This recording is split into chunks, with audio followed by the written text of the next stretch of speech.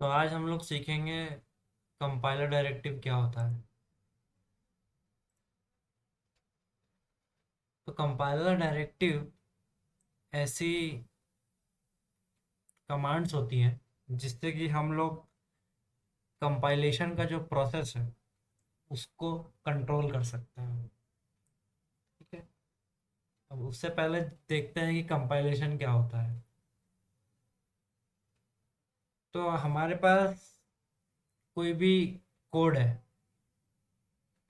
Dot we वेरीलॉग का code है, तो वो ह्यूमन अंडरस्टैंडेबल लैंग्वेज में रहेगा। यानी कि वो सी प्रोग्रामिंग या वेरिलॉग प्रोग्रामिंग, बेसिकली वो इंग्लिश में होगा।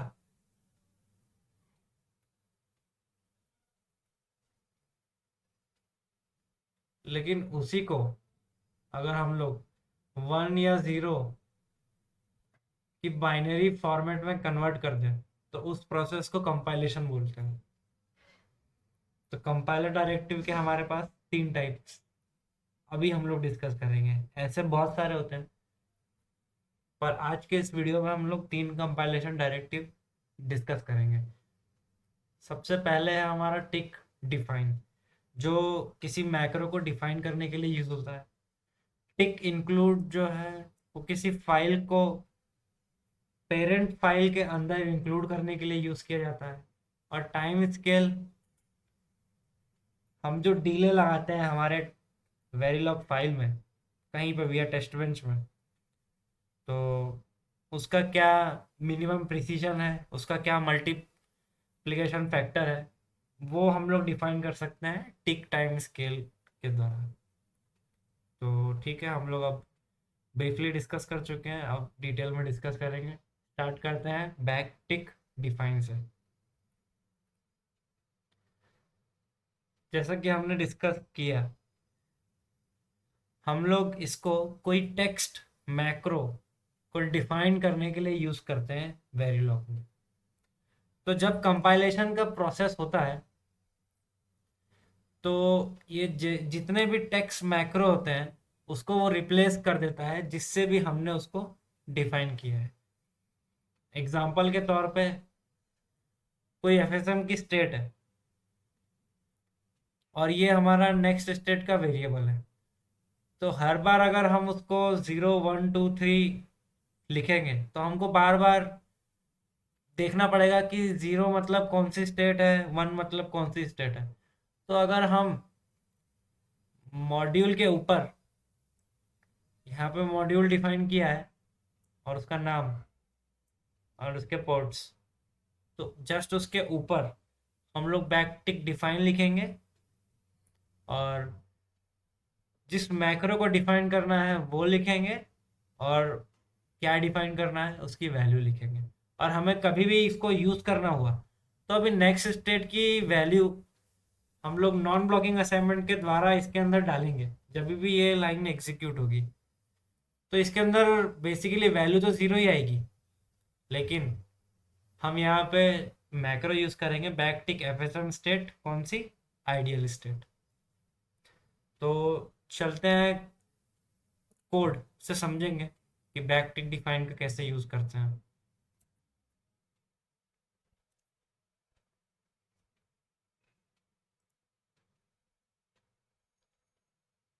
तो हमारे पास एक मॉड्यूल लिखा हुआ है टेस्ट नाम का, उसके अंदर हम लोग मेमोरी डिफाइन कर रहे हैं।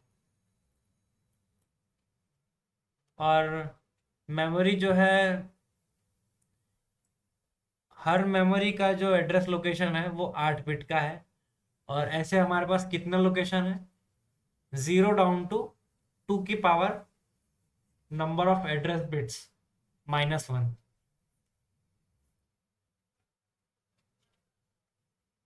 तो हमने डिफाइन किया हुआ एड्रेस की बिट कितनी, 6। यानी कि हमारे पास कितनी लोकेशन आ गई, 0 से लेके 2 की पावर 6 - 1, 2 की पावर 6 - 1, इतनी लोकेशन हमारे पास आ जाएगी। तो उसी को चेक करने के लिए कि कितनी लोकेशन आई, हमने नीचे का इनिशियल बिगिन ब्लॉक बनाया हुआ है। इनिशियल बिगिन ब्लॉक क्या करेगा, फॉर ईच को कॉल करेगा, जो कि एक सिस्टम वेरिलॉग का कंस्ट्रक्ट है। इसके अंदर हमारे हमने वेरिएबल डाला हमारा मेमोरी, और आइट्रेशन का वेरिएबल आई ऑटोमेटिकली डिक्लेयर होता है इसके सिंटैक्स के थ्रू। और बिगिन एंड के बीच में हमने क्या किया कि जितनी भी मेमोरी लोकेशन है उसका जो भी एड्रेस है वो उस मेमोरी लोकेशन पे बैठ जाए। उसके बाद फिर आई को डिस्प्ले कर रहे हैं। आई बेसिकली हम लोग इसलिए डिस्प्ले कर रहे हैं कि हमें पता चले कि कितने हमारे मेमोरी लोकेशन है। तो हमें 2⁻6 - 1 मेमोरी लोकेशन मिलनी चाहिए, 0 से लेके। तो 2⁻6 64 - 1 63, 0 से लेके 63 तक हमें मेमोरी लोकेशन मिल रही है। तो अभी क्या हुआ कि ये जो 9 नंबर की लाइन है मेरे कोड में कहीं बीच में लिखी गई होगी। तो अगर मुझे इन फ्यूचर मेरे डिज़ाइन में मेरा मेमोरी का जो साइज़ है उसको चेंज करना हुआ, तो इस लाइन को ढूंढूंगा मैं, उसके बाद फिर यहाँ पे कैलकुलेट करके लिखूंगा। उससे अच्छा है सबसे मॉड्यूल के ऊपर यहाँ पे खाली एक बार बस मुझे चेंज करना होगा।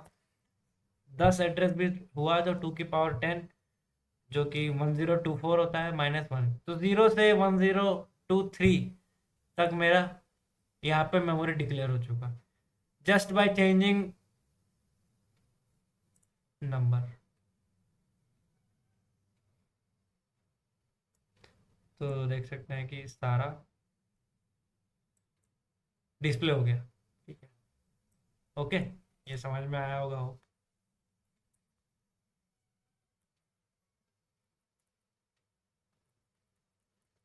अब चलते हैं वापस। तो डिफाइन हम लोग देख चुके हैं। अब बारी है बैकटिक इंक्लूड की।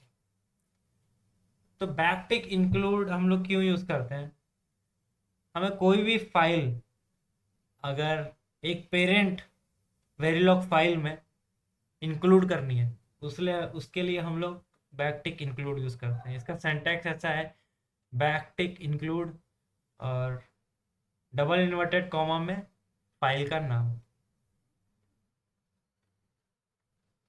एग्जाम्पल, जैसे कि हमारी test.v फाइल है जहाँ पे हम लोग टेस्ट बेंच लिखे हैं।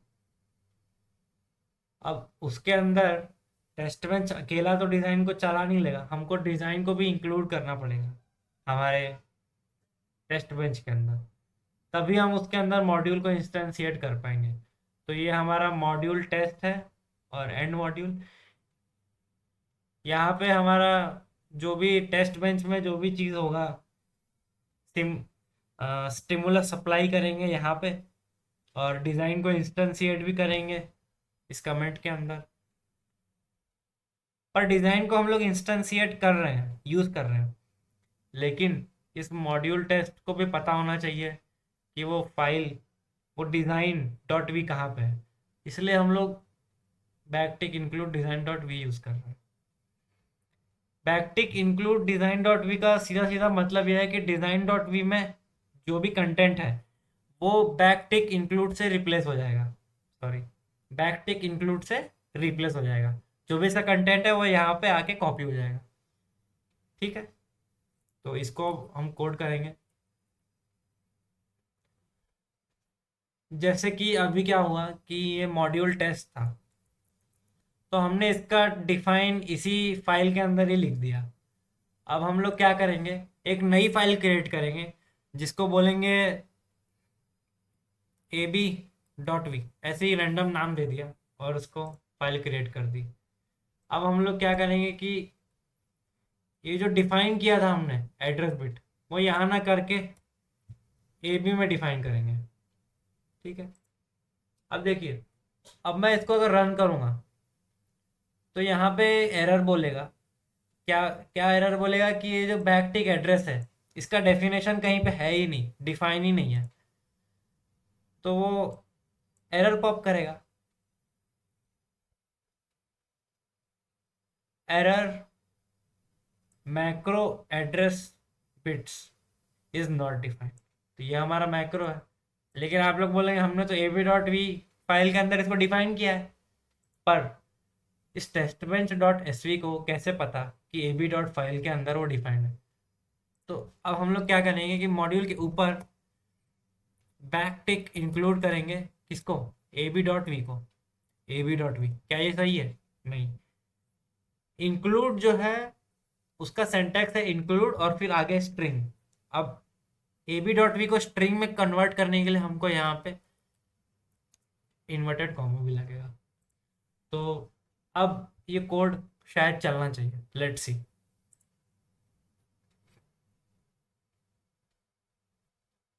तो ये कोड चल चुका है क्योंकि इसका जो डेफिनेशन है वो इस फाइल से यहाँ पे आ गया। तो आपने टिक डिफाइन का भी मतलब जान लिया और टिक इंक्लूड का भी मतलब जान लिया। अब आगे बढ़ते हैं। टिक टाइम स्केल। तो जैसा मैंने डिस्कस किया था ब्रीफली, हमें कोई भी डीले देते हैं हमारे टेस्ट बेंच में स्टिमुलस प्रोवाइड करने के लिए, तो हैश से कोई भी डिले दिया जाता है, #5 और #5 और यहाँ पे सेमीकोलन। इसका मतलब है 5 यूनिट्स का डिले दे देगा। पर इसकी यूनिट कौन सी होगी ये कैसे डिसाइड होगी? बैक टिक टाइम स्केल से।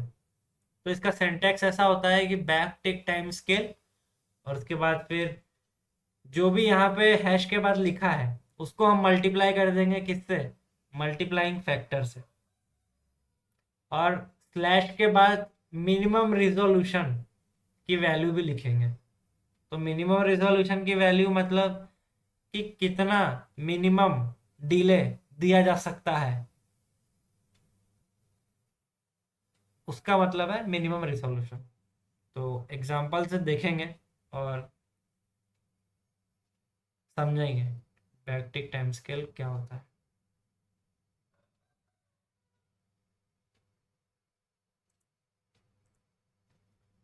तो एग्जांपल पे क्या होगा कि यहाँ पे लिखा है बैक टिक टाइम स्केल 10 पिको सेकेंड और 1 पिको सेकेंड। तो अगर #1 लिखा हुआ है उसका मतलब कि कितना डिले देना है हमको? Yes, correct.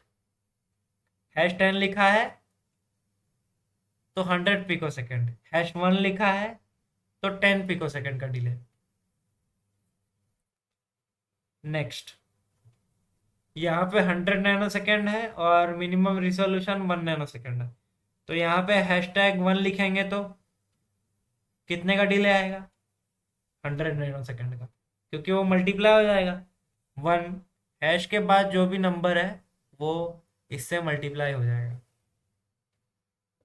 अब एक और चीज कि मल्टीप्लाइंग फैक्टर जो है हमेशा बड़ा होना चाहिए मिनिमम रिजोल्यूशन से। तो यहाँ पे 1 नैनो सेकेंड छोटा है और मिनिमम रिजोल्यूशन 10 नैनो सेकेंड का है, तो ये गलत है, ऐसा हमें नहीं देना। अब देखते हैं एग्जांपल। यहाँ पे बैक टिक टाइम स्केल 10 नैनो सेकेंड और 1 नैनो सेकेंड है। तो #1 का मतलब कितना डिले?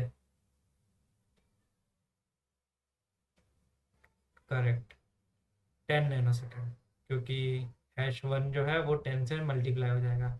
अच्छा, अब 1.1 का मतलब कितना डिले हुआ? ये भी मल्टीप्लाई हो जाएगा, तो ये हो जाएगा 11 नैनो सेकेंड। ठीक है। अब हमें साथ के साथ ये भी देखते चलना है कि मिनिमम रेजोल्यूशन सेटिस्फाई हो रहा है कि नहीं। तो इसका मिनिमम रेजोल्यूशन 1 नैनो सेकेंड है, तो क्या ये सेटिस्फाई हो रहा है? हाँ, 11 नैनो सेकेंड। तो मिनिमम एक को रिप्रेजेंट कर सकते हैं, तो 11 को भी कर ही सकते हैं। अब नेक्स्ट 1.12 नैनो सेकेंड। अब इसको 10 से मल्टीप्लाई करेंगे तो ये हो जाएगा 11.2। ये हो जाएगा 11.2।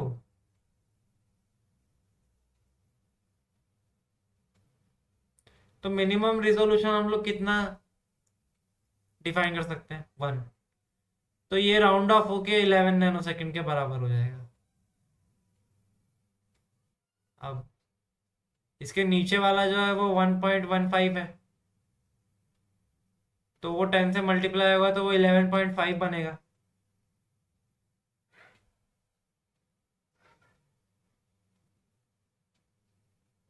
तो ये राउंड ऑफ होके 12 नैनो सेकेंड हो जाएगा। आई होप आपको समझ में आया होगा। टिक डिफाइन, टिक इंक्लूड और टिक टाइम स्केल। थैंक्स।